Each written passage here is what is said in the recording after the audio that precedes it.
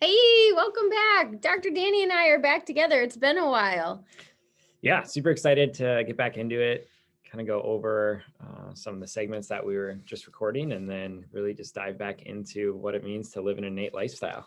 Yeah, so you heard from a lot of our friends that live similar paths as far as from this inside out, not outside in perspective. And we wanted to discuss that a little deeper because it's like inside out to us makes sense. But when we say it, what does that mean? And the name of the podcast is Innate Reclamation. So innate is this inborn or inner. And when we say things happen from the inside out, Danny, how do you describe that? Inside out. Well, I think we always talk about like the innate. So there's that inherent knowing in your body that not only in your body, but in life, that there's order and intelligence to everything. So just knowing that just should be able to essentially draw that out from inside you, because if it's within all of us and it's surrounded by all of us and it's intelligently orchestrated in design, then you have everything that you need to be able to do the things you want to do, get through what you need to get through, and just become the person that you're meant to be. Mm-hmm. And so one of the things we wanted to just touch on after hearing everyone's kind of what do I want to call it? Their messages from life stories that they've lived and what they've taken away from it is when we look at inside out, really, you're going to be your best doctor, your best teacher, all the things, because you're the one living your life experience. Outside in is where we allow things that are outside of us to sway us, to make our decisions for us. And honestly, don't beat yourself up, because that's the majority of the messages in the world, is that you're not whole. You need these products, or you need to seek out help for, from a pill or a potion to become whole. And I think we're at a turning point where people are recognizing that that's not actually true. Doesn't mean that those tools can't be used sometimes, but that we all contain these amazing abilities within us, and we want to draw that out more. So to us, that's the difference between inside out and outside in. Danny, I think both of us have had experiences recently where you recognize that you made a choice that was maybe out of integrity with your innate knowing or what you felt. And then do you want to share one of yours? Yeah. I guess some of it, which are you referring to this last weekend? Yeah. Okay. Yeah. So essentially it was just in a place where I don't know that I really wanted to be. I think I was nervous going into it. I don't know if I was just comfortable being around that place. And essentially what happened was, when I was there, I think I got so overwhelmed in the moment that my body decided to check out for a little bit, and I actually passed out and fainted. And when I woke up and came back into it, it's just like, I think I kind of had this out of body experience of just like, all right, you're maybe not meant to be here right now. Mm-hmm. So let's come back in and let's make a different choice and then get out of there. So yeah. And that you made a different choice then. Yeah. And it's interesting because we talk about the, Louise Hay, You Can Heal Your Life book. And when you look up different, ailments and different symptoms and things like that, like sciatica, headaches, vertigo, different things, fainting is actually a buildup of fear and an inability to cope in the moment and trying to escape. Oh, that's so interesting. So I just find that interesting how I was playing up this event in my head for probably months before it happened, looking forward to it while also being nervous just because of the location where it was at, and the crowd that was going to be drawn from it. And then, yeah, I think it's just very interesting experience because I've never gone through something like that. So thanks for sharing. Yeah. Yeah. And my story of that would be, I had a dentist experience a couple years ago where I knew I had a new dentist. I had only ever seen the same dentist before that. And so this new dentist was telling me new things about my teeth. And one of the things they really wanted to do was to drill on a tooth. And I had never had that done before. And so I let her really sway me into doing something that I wasn't prepared to do, at least not that day.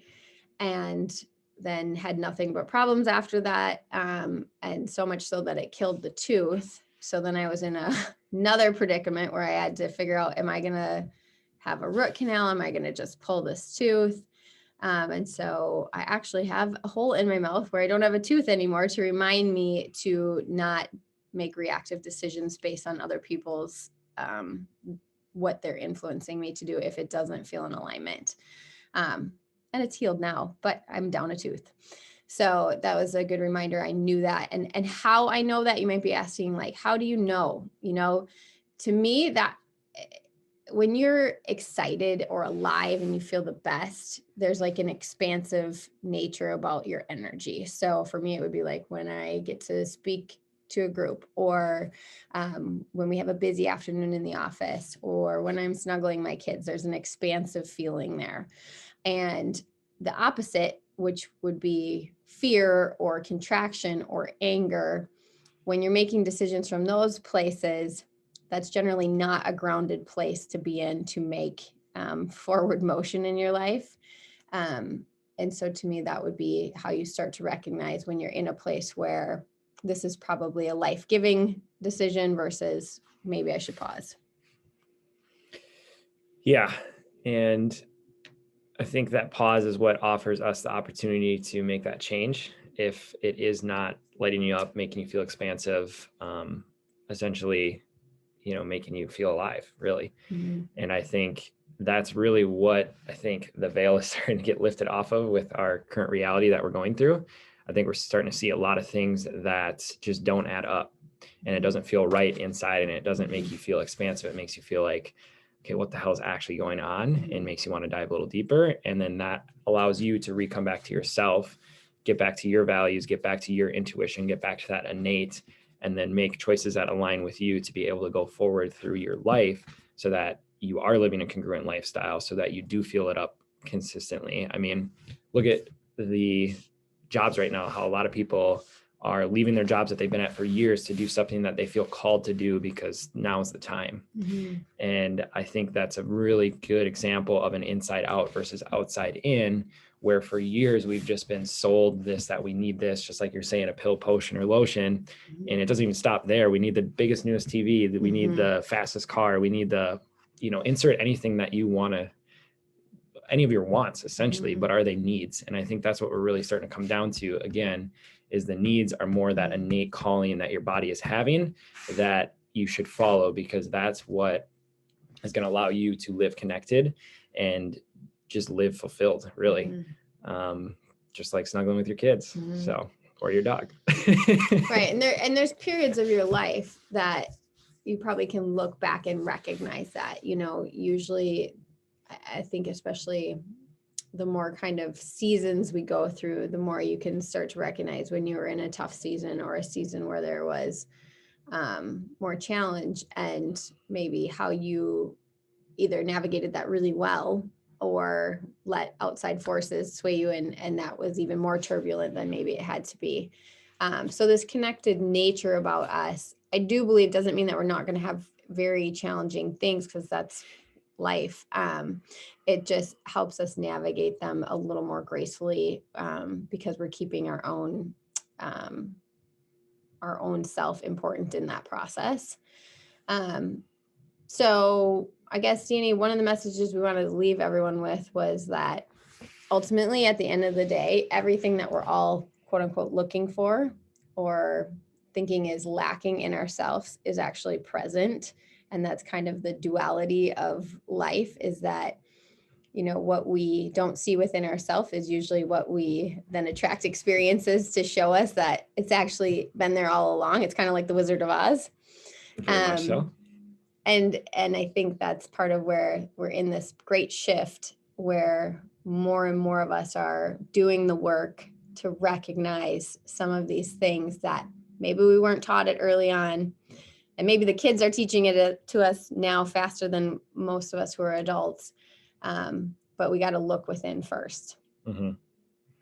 Yeah. And then not only look within, but I know we talk about obviously the inside out. So I think that's the first step. But then even in chiropractic, we talk about different stressors that can, affect your body's ability to heal and go throughout your life optimally.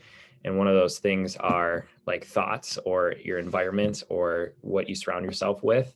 So just like before, if you're constantly ingesting all these things that are making you get drawn towards this outside in approach, or you're surrounded by people who are constantly pushing you into situations, things, conversations that don't align with you, that's also a chance for you to maybe look at your circle, who you surround yourself with, and really just find your tribe, find your people.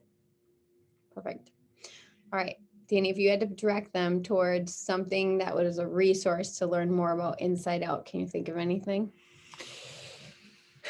Yeah. So again, I don't know. I think you can get it on Amazon, The Bigness of the Fellow Within. Yeah, you could just Google it too. Okay.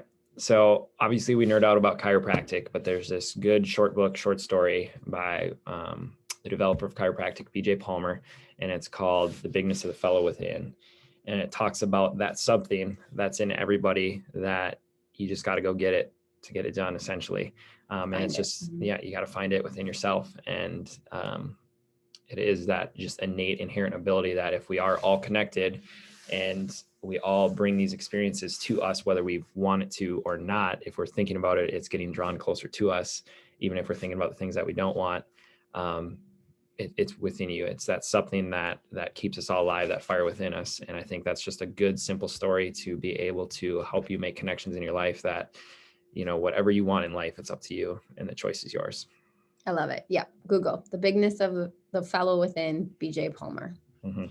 Thanks, guys.